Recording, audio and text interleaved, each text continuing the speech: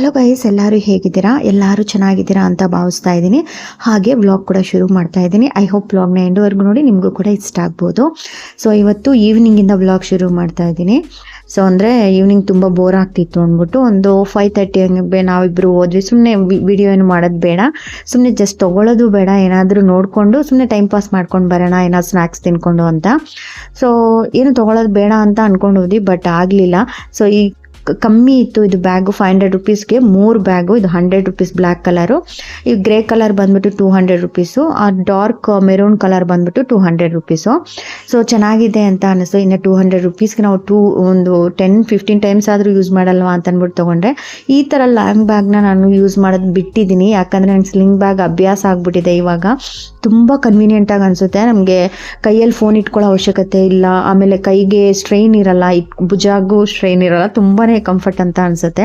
ಅದಾದಮೇಲೆ street shopping ಅಂತಂದಮೇಲೆ ಟಾಪ್ಸ್ನ ತೊಗೊಳ್ತೀವಿ ಅಲ್ವಾ. ಎಷ್ಟೊಂದು ಟಾಪ್ಸಲ್ಲಿ ಸ್ಟಾಲ್ ಹಾಕಿದ್ರು. ಸೊ ಓಕೆ ತೊಗೊಳ್ಳೋಣ ಅಂತ ಅಂದ್ಬಿಟ್ಟು ತೊಗೊಂಡ್ರೆ. ಇದು ಬಂದ್ಬಿಟ್ಟು 200 ರುಪೀಸ್ ಅಷ್ಟೇ. ಬ್ಲೂ ಕಲರ್ 200, ಇದು 200. 800 ರುಪೀಸ್ ಆಯಿತು. ಇನ್ನು ಇರಲಿ ಅಂತ ಅಂದ್ಬಿಟ್ಟು, ಇಷ್ಟ ಆಗಿದ್ನೆಲ್ಲ ಡೈಲಿ ಯೂಸ್ ಮಾಡೋದಕ್ಕೆ ಚೆನ್ನಾಗಿರುತ್ತೆ ಅಂತ ಅಂದ್ಬಿಟ್ಟು ತೊಗೊಂಡೆ. ಸೊ ಇದು 3. ಇನ್ನು ಒಂದೊಂದು ವಚ್ಚು ನನಗೆ ಬೇಕು ಸ್ಲೀವ್ಲೆಸ್ಸು ಅಂತ ತೊಗೊಂಡ್ಲು. ಇದನ್ನು ಟ್ರೈ ಮಾಡಿದ್ಲು, ಅದೊಂದು ಸ್ವಲ್ಪ ಸಿಕ್ಕಾಗಿತ್ತು. ಸೊ ಇನ್ನು ಅದನ್ನ ಬಿಡಿಸ್ತಾ ಇದ್ದಾಳೆ. ಇಷ್ಟನ್ನ ತೊಗೊಂಡ್ವಿ. ಸೊ ಏನು ತೊಗೋಬಾರ್ದು ಅಂತ ಸ್ಟ್ರೀಟ್ ಶಾಪಿಂಗ್ ಮಾಡಿ ಇಷ್ಟನ್ನ ತೊಗೊಂಡು ಬಂದ್ವಿ. ಎಷ್ಟಾಯಿತು ಅಂದರೆ 800 ಪ್ಲಸ್ 500, 1300 ರುಪೀಸ್ ನಮಗೆ ಆಯಿತು. ಆಮೇಲೆ ಅದ್ರ ಜೊತೆಗೆ ವಚ್ಚು ಮೆಹಂದಿ ಕೂಡ ತೊಗೊಂಡ್ಲು. ನಂಗೆ ಹಾಕ್ಕೊತೀನಿ ಮಮ್ಮಿ ಅಂತ. ಅವಳು ಡ್ರಾಯಿಂಗ್ ಇಷ್ಟ ಅಲ್ವಾ, ಡ್ರಾಯಿಂಗ್ನ ಕೈಯಲ್ಲೇ ಬಿಡಿಸ್ಕೊಳ್ತೀನಿ ಅಂತ ಅಂದ್ಬಿಟ್ಟು ಅದನ್ನ ತೊಗೊಂಡ್ಲು. ಇದೊಂದು ಟಾಪು ತುಂಬ ಡಿಫ್ರೆಂಟಾಗಿ ಜೀನ್ಸ್ ಮೇಲೆಲ್ಲ ಹಾಕ್ಕೋಬೋದು, ತುಂಬ ಚೆನ್ನಾಗಿ ಅನಿಸುತ್ತೆ. ಸೊ ಅದನ್ನು ಟ್ರೈ ಮಾಡಿದ್ಲು. ನಾನು ಕೂಡ ಟಾಪ್ಸ್ ಎಲ್ಲ ಟ್ರೈ ಮಾಡಿ, ನಾವಿವಾಗ ತರಕಾರಿ ತಂದಿದ್ದು ಮಾರ್ನಿಂಗ್ ಅಲ್ವಾ, ಅಲ್ಲ ನಿನ್ನೆ ತಂದಿದ್ದು.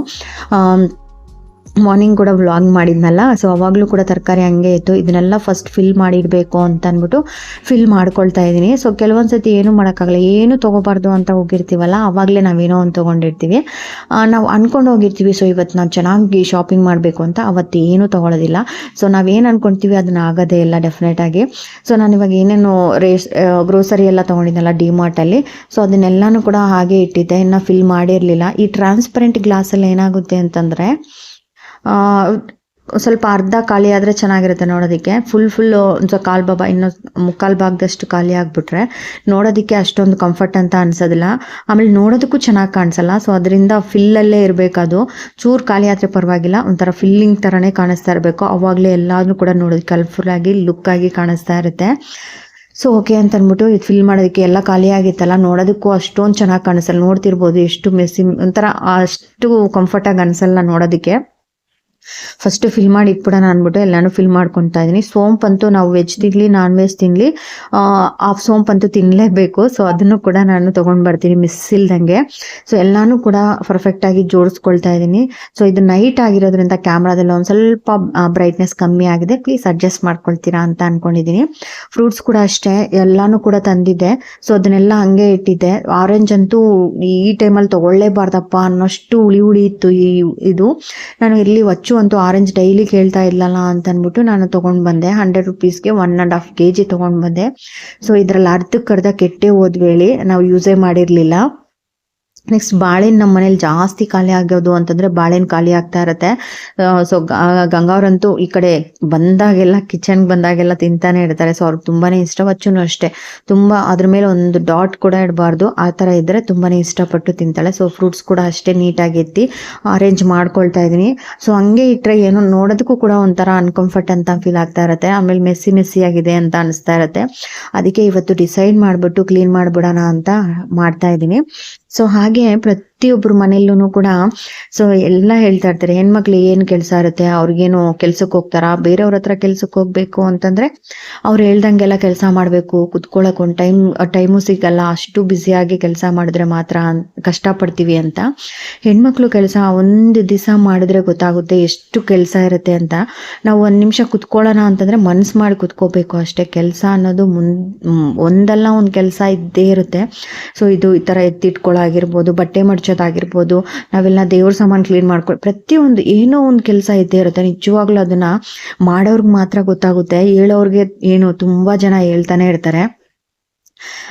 ಸೊ ಅದನ್ನೆಲ್ಲ ಕೆಲವೊಂದು ಸತಿ ಬೇಜಾರಾಗುತ್ತೆ. ಸೊ ಏನು ಹೆಣ್ಮಕ್ಳಾ ಏನು ಮನೇಲಿ ಬಿದ್ದಿರ್ತಾರೆ ಬಿಡು, ಹೌಸ್ ವೈಫಾ, ಓ ಓ, ಹೌದಾ, ಓಕೆ ಬಿಡು, ಅದನ್ನ ಮಾತಾಡೋದೇ ಅಷ್ಟೊಂದು ಕೀಳಾಗಿ ಮಾತಾಡ್ತಿರ್ತಾರೆ.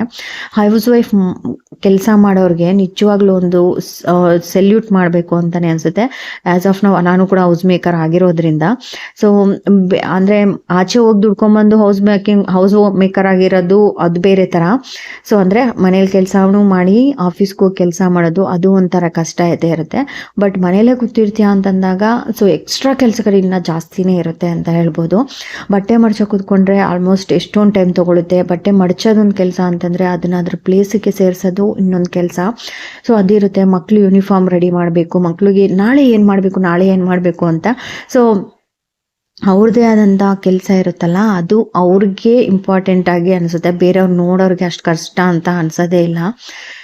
ಸೊ ತುಂಬ ಜನ ಹೌಸ್ ಮೇಕರ್ ಅಂತಂದರೆ ಹೇಳ್ಕೊಳ್ಳೋದಕ್ಕೂ ಸ್ವಲ್ಪ ಮುಜುಗರ ಪಡ್ತಿರ್ತಾರೆ. ನೀವು ನಿಜವಾಗ್ಲೂ ನಿಮ್ಗಿರೋವಂಥ ಶಕ್ತಿ ಯಾರಿಗೂ ಇರಲ್ಲ ಅಂತಲೇ ನಾನು ಅಂದ್ಕೊಳ್ತೀನಿ. ನನ್ನ ಪ್ರಕಾರ ನಾನು ಏನು ಥಿಂಕ್ ಮಾಡ್ತೀನಿ, ನಾಳೆ ಎಷ್ಟು ರುಚಿಯಾಗಿ ಮಾಡೋದಕ್ಕೆ ನಾನು ಟ್ರೈ ಮಾಡ್ಬೋದು ಅಂತ ಪ್ರತಿ ಸತಿನೂ ಒಂದು ಹೌಸ್ ವೈಫ್ನ ಯೋಚನೆ ಮಾಡ್ತಾನೆ ಇರ್ತಾರೆ. ನಮ್ಮ ಮಕ್ಳಿಗೋಸ್ಕರ ಏನು ಮಾಡೋದು, ಯಜಮಾನ್ರಿಗೋಸ್ಕರ ಏನು ಮಾಡೋದು, ಮನೇನ ಕ್ಲೀನಾಗಿ ಇಟ್ಕೋಬೇಕು, ಮನೇನ ಯೂನಿಕಾಗಿ ಇಟ್ಕೊಬೇಕು.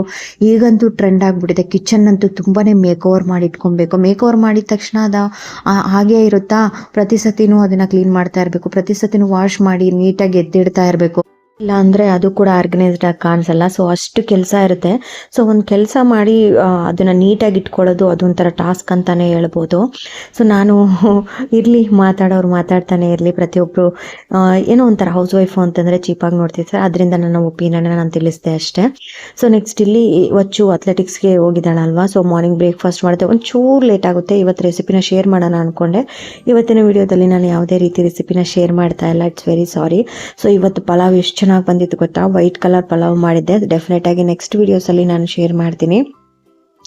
ಸೊ ವಚ್ಚು ಬಂದಿದ ತಕ್ಷಣ, ಯಾಕಂದರೆ 5:30ಗೆ ಎದ್ದಿರ್ತಾಳಲ್ಲ, ಸೊ ಸ್ವಲ್ಪ ಬೇಗ ಹೊಟ್ಟೆ ಶೂ ಆಗ್ತಿರುತ್ತೆ. ಅದರಿಂದ ಸೊ ಅಲ್ಲೆಲ್ಲ ಸ್ವಲ್ಪ ರನ್ನಿಂಗ್ ರೇಸ್ ಮಾಡಿ ಅದೆಲ್ಲ ವಾರ್ಮ್ ಅಪ್ ಮಾಡಿ ಎಲ್ಲ ತುಂಬಾ ಸ್ಟ್ರೈನ್ ಆಗಿರ್ತಾಳೆ. ಜೊತೆಗೆ ಹೊಟ್ಟೆ ಶೂ ಬೇಗನೆ ಆಗ್ತಿರುತ್ತೆ. ಸೊ ಅದರಿಂದ ನಾನು ಇವಾಗ ಸ್ವಲ್ಪ ಬ್ರೇಕ್ಫಾಸ್ಟ್ ಸ್ವಲ್ಪ ಲೇಟಾಗೇ ಮಾಡೋಣ, ಮನೆಯಲ್ಲೇ ಇರ್ತೀವಲ್ಲ ಅಂತ ಅಂದ್ಬಿಟ್ಟು ಇವಾಗ ನಾನು ಕ್ಯಾರೆಟ್ ಬೀಟ್ರೂಟ್ ಜ್ಯೂಸ್ನ ಮಾಡ್ಕೊಳ್ತಾ ಇದ್ದೀನಿ.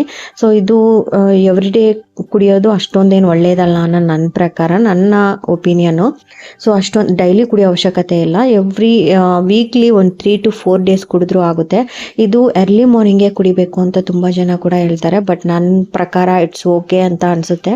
ಸೊ ಒಳ್ಳೇದು ಯಾವಾಗ ಕುಡಿದ್ರೂ ಕೂಡ ಒಳ್ಳೇದಾಗೇ ಆಗುತ್ತೆ ಅಂತ ನನ್ನ ಪ್ರಕಾರ. ಈವ್ನಿಂಗ್ ಕುಡಿದ್ರೂ no problem. So but morning ಕುಡಿದ್ರೆ ರಿಫ್ರೆಶಿಂಗ್ ಆಗಿರುತ್ತೆ. ಏನೋ ಒಂದು ಹೆಲ್ದಿನೆಸ್ನ ನಾವು ಬಾಡಿ ಕೊಟ್ಟಿದ್ದೀವಿ ಅನ್ನೋಷ್ಟು ಫೀಲ್ ಬರುತ್ತೆ ಅನ್ನೋದ್ರಿಂದ ಮಾರ್ನಿಂಗ್ ಕುಡಿದ್ರೆ ಒಳ್ಳೆಯದು. ಆಮೇಲೆ ಏನು ಮಾಡ್ತೀವಿ ಅಂತಂದರೆ ಆಮೇಲೆ ಕುಡಿಯೋಣ ಅಂತ ನಾವು ಮರ್ತೋಗ್ತಾನೆ ಇರ್ತೀವಿ. ಅದರಿಂದ ಒಂದು ರೀಸನಿಂದ ಕೂಡ ಮಾರ್ನಿಂಗ್ ಕುಡಿದ್ರೆ ತುಂಬ ಒಳ್ಳೆಯದು. ಈವ್ನಿಂಗು ಕೂಡ ಕಾಫಿ ಟೀ ಬದಲಿಗೆ ಇದನ್ನು ಕುಡಿಬೋದು, ತುಂಬಾ ಒಳ್ಳೆಯದಾಗುತ್ತೆ. ನೆಕ್ಸ್ಟ್ ನನ್ನ ಹತ್ರ ಆರೆಂಜಸ್ ಇತ್ತಲ್ಲ, ತೊಗೊಂಡು ಬಂದಿದ್ದು ನಿನ್ನೆ. ಸೊ ಅದು ಆಲ್ರೆಡಿ ಯಾಕೋ ಕೆಟ್ಟೋಗ್ತಿದ್ದೋ ಗೊತ್ತಿಲ್ಲ, ಅದಕ್ಕೆ ಕೆಟ್ಟೋಗ್ತಾ ಇತ್ತು. ಸೊ ಇದು ಜ್ಯೂಸ್ಗಾದ್ರೆ ಇನ್ಕ್ಲೂಡ್ ಮಾಡ್ಕೊಳ್ಳೋಣ ಅಂದ್ಬಿಟ್ಟು ಅದನ್ನು ಕೂಡ ಸೇರಿಸ್ಕೊಂಡೆ. ಜಾಸ್ತಿ ಹಾಕಿಲ್ಲ, ಯಾಕಂದರೆ ಅದು ಹುಳಿ ಜಾಸ್ತಿ ಇತ್ತು. ಒಂಥರ ಲೆಮನ್ಗಿಂತ ಒಂದು ಸ್ವಲ್ಪ ಕಮ್ಮಿ ಹುಳಿ ಇತ್ತು. ಅದರಿಂದ ಈ ಜ್ಯೂಸ್ ಕೂಡ ಇದಾಗುತ್ತೆ ಅಂತ ಅಂದ್ಬಿಟ್ಟು ಬೆಟ್ಟದ ನೆಲ್ಲಿಕಾಯಿ ಹಾಕ್ತೀನಿ. ಯೂಶಲಿ ನನ್ನ ಹತ್ರ ಯಾವಾಗಲೂ ಸ್ಟಾಕ್ ಇಟ್ಕೊಂಡಿರ್ತೀನಿ. ಸೊ ಅದು ವಚ್ಚು ಅಷ್ಟೊಂದು ಇಷ್ಟಪಟ್ಟು ಕುಡಿಯಲ್ಲ. ಸೊ ಅದರಿಂದ ನಾನು ಬೆಟ್ಟದ ನೆಲ್ಲಿಕಾಯಿ ಬದಲಿಗೆ ಇವತ್ತು ಆರೆಂಜನ್ನ ಸೇರಿಸ್ಕೊಂಡಿದ್ದೀನಿ. ನಿಮ್ಮಿಷ್ಟ. ನೀವು ಬೀಟ್ರೂಟ್ ಕಲರ್ಫುಲ್ಲಾಗಿ ಕಾಣಿಸುತ್ತೆ, ಆಮೇಲೆ ಬ್ಲಡ್ ಏನಾದರೂ ಇಲ್ಲ ಅನ್ನೋರು ತುಂಬ ಜನ ಕನ್ಸ್ಯೂಮ್ ಮಾಡ್ತಿರ್ತಾರೆ. ತುಂಬ ಚೆನ್ನಾಗಿರುತ್ತೆ ಟೇಸ್ಟ್, ಅಷ್ಟೊಂದೇನು ಹಾರಿಬಲ್ ಆಗಿರೋದಿಲ್ಲ. ಸೊ ತುಂಬಾನೇ ತಿಂಗಳುಗಳಿಂದ ನಾನು ಕೂಡ ಕುಡಿತಾ ಇರ್ತೀನಿ. ನಾನು ನೆನಪಾದಾಗೆಲ್ಲ ಇದನ್ನ ಕುಡಿತಾ ಇರ್ತೀನಿ. ಯಾಕಂದ್ರೆ ಅದರಲ್ಲಿ ಶುಗರ್ನ ಆ್ಯಡ್ ಮಾಡೋ ಅವಶ್ಯಕತೆ ಇಲ್ವಾ, ನ್ಯಾಚುರಲ್ ಆಗಿರುತ್ತೆ. ಅದನ್ನೇನು ಸ್ವೀಟ್ನರ್ ಇರುತ್ತಲ್ಲ, ನ್ಯಾಚುರಲ್ ಸ್ವೀಟ್ನೆಸ್ಸು, ಅದೇನೆ ಕುಡಿಬೋದು, ಅಂತ ಹಾರಿಬಲ್ ಆಗಿರೋದಿಲ್ಲ. ಇವಾಗ ಇದಂತೂ ತುಂಬ ಜನ ಕುಡಿತಾ ಇರ್ತಾರೆ ಮಾರ್ನಿಂಗ್ ಟೈಮ್ಸಲ್ಲಿ, ತುಂಬ ಜನ ನೋಡಿರ್ತೀವಿ. ಸೊ ನಾನಿವತ್ತು ಸ್ವಲ್ಪ ಚಿಲ್ಲಾಗಿದ್ರೆ ಚೆನ್ನಾಗಿರುತ್ತೆ ಅಂದ್ಬಿಟ್ಟು ಈ ಥರ ಬಾಟಲ್ ಹಾಕ್ಬಿಟ್ಟು ಸ್ವಲ್ಪ ಫ್ರಿಜ್ಜಲ್ಲಿ ಇಟ್ಬಿಡ್ತೀನಿ. ಅವಳು ಬರೋಷ್ಟರಲ್ಲಿ ಒಂದು ಸ್ವಲ್ಪ ಕೋಲ್ಡ್ ಆಗುತ್ತೆ. ಬಂದಿದ ತಕ್ಷಣ ಸ್ವಲ್ಪ ಬಾಯಾರಿಕೆನೂ ಇರುತ್ತಲ್ಲ, ಇದ್ರ ಕುಡಿಯೋದ್ರಿಂದ ತುಂಬಾ ಒಂಥರ ರಿಫ್ರೆಶಿಂಗ್ ಆಗಿ ಫೀಲ್ ಆಗ್ತಾ ಇರುತ್ತೆ. ಸೊ ಅದಾದಮೇಲೆ ಇನ್ನೊಂದು ಸ್ವಲ್ಪ ಆಯಿತು. ನೀವು ಕುಡಿಯಲ್ವಾ ಅಂತಂದರೆ ನನಗೆ ಅಷ್ಟೊಂದೇನು ಇಷ್ಟ ಆಗಲ್ಲ. ಸೊ ಈವ್ನಿಂಗ್ ಟೈಮಲ್ಲಿ ಮಾಡ್ಕೊಂಡು ಕುಡಿತಾ ಇರ್ತೀನಿ. ಸೊ ಮಾರ್ನಿಂಗು ಗಂಗಾ ಅವ್ರಿಗೆ ಮತ್ತು ವಚ್ಚುಗೆ ಮಾಡಿದ್ರೆ ಇದನ್ನು ಕೊಡ್ತೀನಿ. ಇಲ್ಲ ಅಂತಂದರೆ ಬೇರೆ ಬೇರೆ ಜ್ಯೂಸಸ್ ಎಲ್ಲ ಮಾಡ್ತಾ ಇರ್ತೀನಿ. ಇನ್ಮೇಲೆ ಅದನ್ನು ಕೂಡ ಶೇರ್ ಮಾಡ್ಕೊತೀನಿ. ನೋಡ್ಬೋದು ಕಲರ್ಫುಲ್ಲಾಗಿ ಎಷ್ಟು ಚೆನ್ನಾಗಿ ಕಾಣಿಸ್ತಿದೆ ಅಂತ ಅಂದ್ಬಿಟ್ಟು. ಇದನ್ನು ಕುಡ್ದಿನೇ ಬೆಳ್ಳಗಾಗ್ತಾರೇನೋ ಅನ್ನೋಷ್ಟು ಫೀಲ್ ಬರ್ತಾ ಇರುತ್ತೆ. ಸೊ ಇವತ್ತು ಯಾವುದೇ ರೆಸಿಪಿ ಇಲ್ಲ. ಐ ಹೋಪ್ ನಿಮ್ಗೆ ಈ ವಿಡಿಯೋ ಇಷ್ಟ ಆಯಿತು ಅಂತಲೇ ಭಾವಿಸ್ತೀನಿ. ವಚ್ಚು ಮೆಹಂದಿ ಈ ಥರ ಹಾಕ್ಕೊಂಡಿದ್ಲು. Thank you so much for watching. Bye.